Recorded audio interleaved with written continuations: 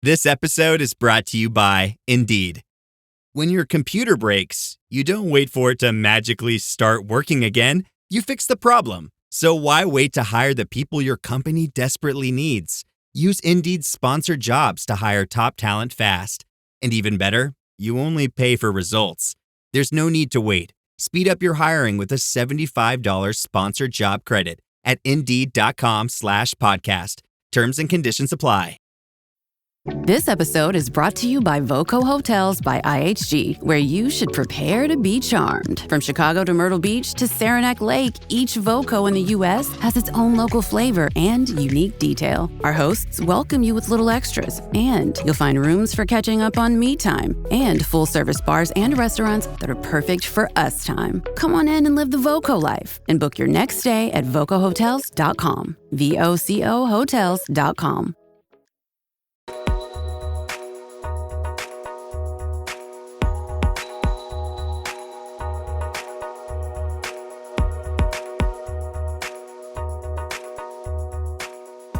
Welcome to episode 94 of the Inside Job Boards and Recruitment Marketplaces podcast. This is Stephen Rothberg with College Recruiter, one of your co-hosts, along with Peter Zollman of the AIM Group.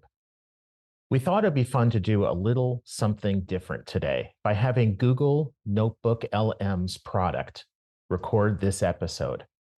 It's going to dive deep into Appcast 2025 Recruitment Marketing Benchmark Report.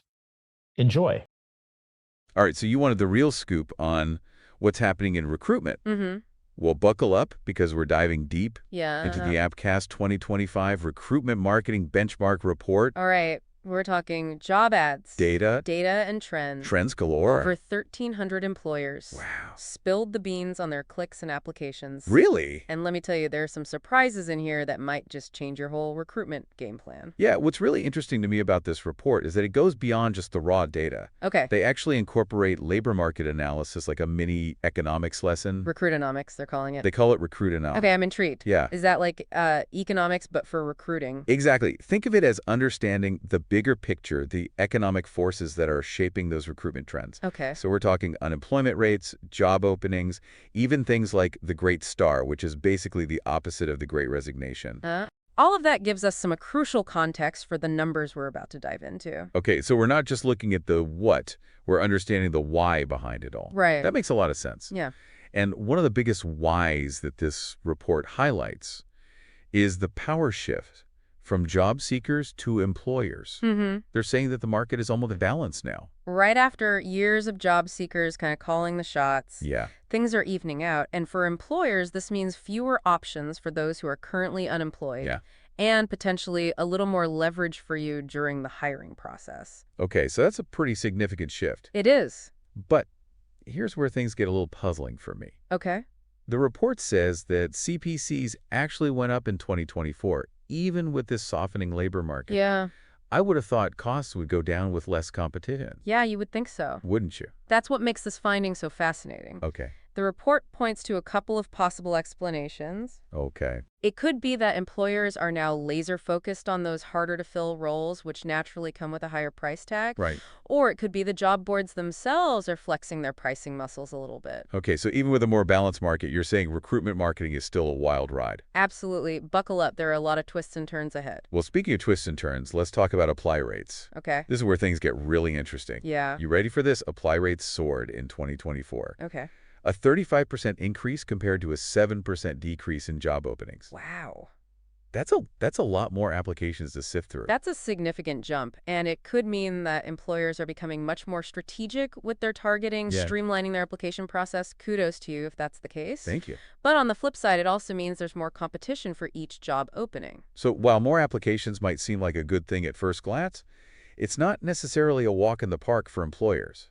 Exactly. It means you need to make sure that your job ads are really cutting through the noise Right. and showcasing what makes your company a great place to work, and you need to be prepared for that increased competition. It's more important than ever to make a strong impression. It's not just about getting those applications, it's about attracting the right applicants. Exactly. Now, what about cost per application, or CPA? Mm-hmm. Did those go through the roof too with all those extra applications? Actually, CPAs remained relatively stable in 2024. There was a slight uptick, about 4.8%, but considering the decline we saw in previous years, this is pretty flat. So more applications, but the cost per application stayed pretty much the same. Yeah. That seems counterintuitive. How do we make sense of that? It's a balancing act of themes. Those higher CPCs we talked about were offset by the significant increase in apply rates, Okay. keeping CPAs from going haywire. And what this means for employers is that a softer labor market doesn't necessarily translate to cheaper recruitment costs. Okay, so no easy wins there. It's all about understanding the interplay of these different factors. Right. Now, let's talk about the big one. Cost per hire. Is it getting any cheaper to find that perfect candidate? Well, the report indicates that it is becoming generally more affordable to find quality hires. Okay. CPH remained pretty stable, hovering around $750 for most of 2024. Okay. Interestingly, there was a jump at the end of the year up to $851. That's something to consider if you have seasonal hiring needs. That makes sense. Planning ahead is key, especially during those peak hiring seasons. Right. Now, this report also dives into this easy apply option, and it's presenting a bit of a mixed bag, wouldn't you say? It is. Yeah. The allure of easy apply is undeniable. Yeah. Who doesn't love a one-click application process? Right. But the report raises a flag about its vulnerability to those CPC fluctuations we discussed earlier. So you're saying that while easy apply might seem like a quick win for attracting applications, it could actually end up costing you more in the long run. Exactly. And it's not just about the cost. Right. There's also the question of candidate quality. Mm-hmm. Are you sacrificing quality for quantity with those easy applies? Right. It's a trade-off that you need to weigh carefully. It's tempting to go for the easiest option, Yeah. but sometimes putting in a little extra effort up front can pay off in the long run. Right. So it's not just about how many applications you get, it's about attracting the right candidates. Absolutely. Now let's shift gears a bit and talk about different job types. Okay. The report highlights is what it calls an occupational gap. Mm-hmm. Basically, different jobs are having drastically different recruitment experiences. This is where things get really intriguing. Some jobs, like healthcare, are consistently more expensive to recruit for. Yeah. But what's surprising is that even in fields where demand has decreased, like tech consulting and HR CPCs, remain relatively high. So even with all the talk about a white-collar recession, those jobs aren't necessarily cheaper to fill. That's pretty counterintuitive. It is, and it underscores the point we made earlier. Right. The recruitment market is a complex beast. Labor market trends are one piece of the puzzle, but they're not the only factor at play. So you're saying we can't just rely on broad trends to predict recruitment costs. We need to dig deeper and consider those industry-specific dynamics. Right. Now, this next concept I found really interesting. The report talks about sitting versus standing jobs. Okay. It's almost like they're describing two completely different recruitment markets. It's a striking comparison. On the one hand, you have the sitting down jobs, like your tech workers, your business services folks, where apply rates have skyrocketed, reflecting that white-collar recession we talked about. Yeah. But on the other hand, standing up jobs like healthcare, education, and construction are facing lower apply rates and higher CPAs. Wow, it's like two different economies within the larger economy. It really is, and this divide is even reflected in how people apply for these jobs. Okay. Desktop applications dominate for those sitting jobs, Mm-hmm. while mobile applications are more common for standing jobs. That makes sense. If you're working on a construction site, you're probably not submitting job applications from a desktop computer. So this means mobile optimization is more important than ever. Absolutely. You need to make sure you're reaching all potential candidates regardless of their work environment. Don't miss out on great talent just because your job ads aren't mobile friendly. Great point. Okay, last but not least, let's talk about location. Mm-hmm. It seems like geography plays a huge role in recruitment costs, even in our digitally connected world. It's a major factor. The report shows just how much apply rates can vary across states. Okay. And those variations are often tied to state unemployment rates. Oh, For example, Maine has a low apply rate and a low unemployment rate, okay. while Nevada has a high apply rate and a higher unemployment rate. So it's like a microcosm of that power shift we were talking about earlier. Right. Where there are fewer jobs, there are more applicants for each job and vice versa. Precisely, and those unemployment trends also tend to influence CPAs. Higher apply rates generally lead to lower CPA, so when you're planning your recruitment budget, you can't just look at national averages. Right. You need to factor in those regional differences. Okay, so location really matters. But there is some good news here, right? The report said that every state saw lower CPAs in 2024 compared to 2023. That is a positive trend, but it's still crucial to factor location into your budget and your strategy. Okay. Don't assume that costs will be the same everywhere. All right, so we've covered a lot of ground here. Job boards apply rates, CPAs, the impact of location. Mm-hmm. It's clear that recruitment marketing is a constantly evolving landscape. It is. But there's more to the story, right? This report also talks about search display and social ads. It seems like there's a whole other world of recruitment marketing beyond job boards. There is, and that's where we'll pick up in part 2. We'll explore how you can expand your reach and tap into some new pools of talent. All right, sounds good. Looking forward to it. Yeah. We'll be back soon for part 2 of this deep dive. In the meantime, happy recruiting, everyone. Happy recruiting. Hi, this is Stacey Harris. And this is Terry Zipper, and we're the host of the 2 podcasts under the HR Huddle. On Spilling the Tea on HR Tech, we uncover the latest trends, truths, and challenges from Sapient Insight Group's groundbreaking research and our analyst insights, serving up everything you need to know about HR tech with no sugarcoating. And on HR We Have a Problem, we tackle the toughest workplace challenges head on, offering you expert advice and actionable solutions to help HR leaders thrive in today's fast-changing world. Whether you want the scoop on tech or tools to solve people problems, we've got you covered. Take a listen and subscribe. If you want to become part of our community, we'd love to see you. All right, so we've explored the ins and outs of job boards, but I'm curious about these other channels. You mentioned search display and social media ads. It seems like we're moving beyond that traditional post and pray approach to recruitment, wouldn't you say? Absolutely. Think of it this way. If job boards are like fishing in a stocked pond, Okay. search display and social ads are like casting a wider net out in the open ocean. I love that analogy. So job boards are great for those who are actively searching for jobs, but these other channels can help you connect with a broader pool of talent, including those who aren't necessarily looking right now, those passive candidates everyone's always talking about. Exactly. And each channel has its own strengths and weaknesses. Okay. For instance, search and display ads are all about targeting. You can reach people who are already showing interest in specific keywords or industries related to your open roles. So if I'm trying to hire software engineers, I could target people searching for things like coding boot camps or Python tutorials. Precisely. And what's impressive is the quality of leads these channels generate. The report highlights that these are people who are actively seeking out information and resources, so they're more likely to be engaged and qualified. That makes sense. They're already doing their homework, so they're probably more serious about making a move. But what about the cost? Are these ads more expensive than job board postings? They can be, especially on high-traffic platforms like Google. The report shows that CPCs for search and display ads can be higher than job boards. Okay. It's a matter of supply and demand. If lots of companies are bidding on those same keywords, the prices will go up. Ah, the invisible hand of the market strikes again. Right. But even if the CPCs are higher, the quality of those leads might make it a worthwhile investment. That's the key calculation you need to make. You might get fewer clicks overall. Okay. But those clicks could be from highly qualified candidates who are a better fit for your roles. It's all about quality over quantity. Now, the report mentioned that click-through rates for search and display ads can be lower than job boards. Is that something to be concerned about? Not necessarily. We're talking about mid-funnel candidates here. Right. These aren't people who are ready to hit that apply button right this in. Right. They might be researching, exploring their options, getting a feel for the job market. So a lower click-through rate doesn't mean they're not interested. It's about playing the long game, right? You're building awareness, nurturing those relationships, and hopefully converting those passive candidates into active applicants down the line. Exactly, and that's where social media comes in. Okay. The report really emphasizes the long-term benefits of social media, job advertising for building your employer brand and engaging those passive candidates. Okay, so how does that work exactly? I see job ads on social media all the time, but I don't always click on them. Think of it less about immediate clicks and more about creating a positive association with your brand. Okay. People might see your ad and not click on it today, but they might remember your company name or that interesting role you were advertising.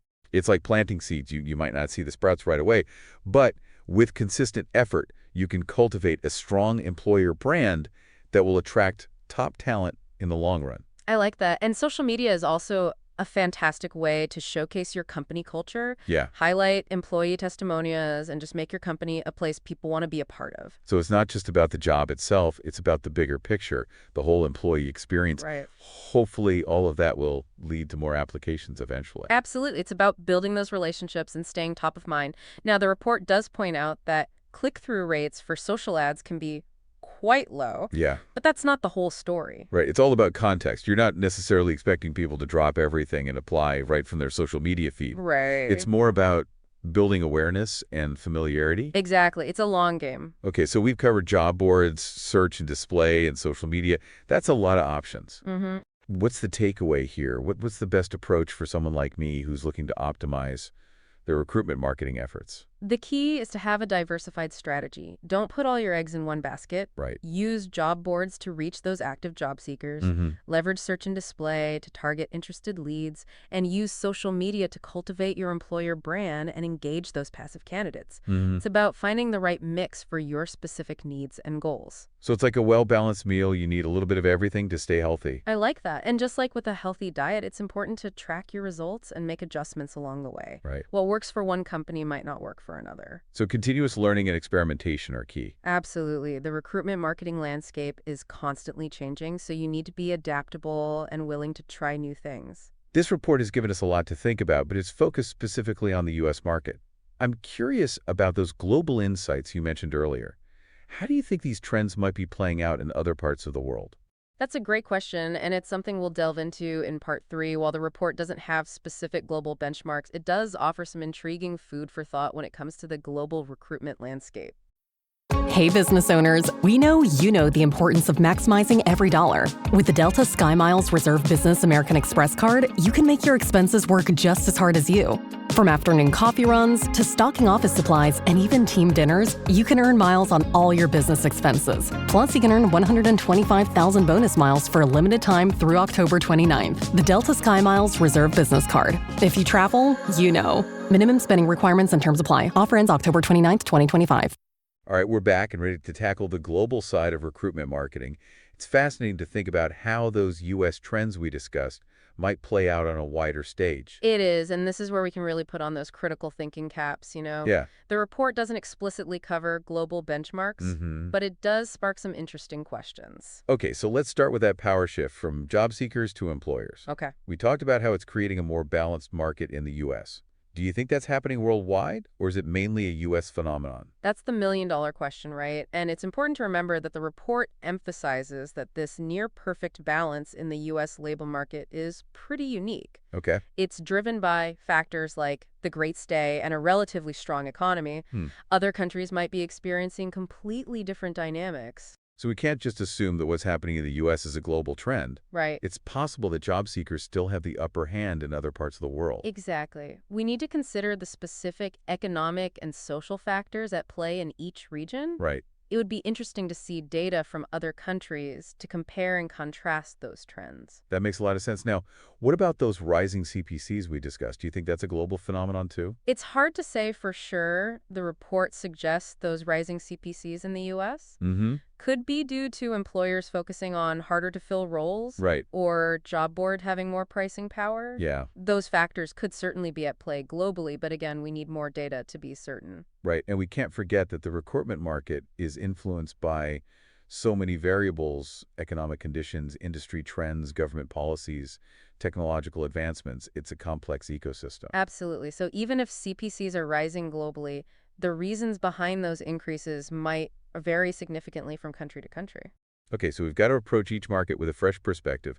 Now, what about apply rates? We saw those skyrocket in the U.S. Do you think that's happening elsewhere? It's definitely possible. If the global labor market is tighter than the U.S. market, we might see even higher apply rates in other regions. Imagine the competition. Wow, that's intense. And if employers globally are getting better at targeting and attracting candidates, that could also contribute to increased apply rates. Right. But again, we need more data to draw any definitive conclusions. This really highlights the importance of understanding the nuances of each market. It's like that old saying, think globally, act locally. Right. What works in one country might completely flop in another. Exactly. And that applies to all those recruitment marketing channels. We discussed job boards, search, and display social media. The effectiveness of each channel will depend on the specific context of the market. So companies with global operations need to do their homework and tailor their recruitment marketing strategies accordingly. Absolutely. One size fits all just won't cut it in this case. Right. Now, I want to circle back to something you mentioned earlier, the concept of sitting versus standing jobs. Do you think that divide exists globally? That's an interesting question. It makes me wonder about the types of jobs that are in demand in different parts of the world. Right. You know, it's possible that in countries with large manufacturing or agricultural sectors, standing up jobs might be more prevalent. Right, but in more developed economies with strong tech and service sectors, we might see a similar trend to the U.S. with more sitting down jobs dominating the market. And that could have implications for everything from recruitment channels to mobile optimization. If you're targeting candidates for standing up jobs in a developing country, mobile first might be the only way to go. Exactly. You've got to meet your candidates where they are. And this whole conversation has really underscored the importance of data and analysis in recruitment marketing. Yeah. You can't just rely on gut instinct or assumptions. It's about being informed and strategic. And I think, this report has given us a lot to think about, even beyond the specific data it presents. It has. It's a great reminder that the recruitment landscape is constantly evolving. What worked yesterday might not work tomorrow. So what's the final takeaway for our listeners? What should they be doing right now to prepare for the future of recruitment marketing? Stay curious, stay informed, and stay adaptable. Okay. Embrace the data, analyze your results, and don't be afraid to try new things. The world of recruitment is changing rapidly, and those who are willing to evolve will be the ones who succeed. Well said. And on that note, we'll wrap up this deep dive into the Appcast 2025 Recruitment Marketing Benchmark Report. But remember, the learning doesn't stop here. Be sure to check out the full report along with all those additional resources they mentioned: trends, best practices, labor market snapshots. It's a treasure trove of information. And if you're hungry for even more insights and analysis, be sure to visit recruitonomics.com. Yes. It's a fantastic resource for staying ahead of the curve in this ever-changing world of recruitment. Keep learning, keep experimenting, and good luck out there in the exciting world of recruitment. Happy recruiting! Tell Seashide P. This episode is brought to you by LifeLock. It's Cybersecurity Awareness Month, and LifeLock has tips to protect your identity.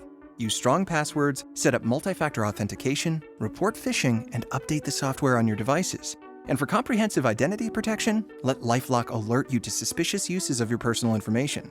LifeLock also fixes identity theft, guaranteed or your money back. Stay smart, safe, and protected with a 30-day free trial at LifeLock.com/podcast. Terms apply.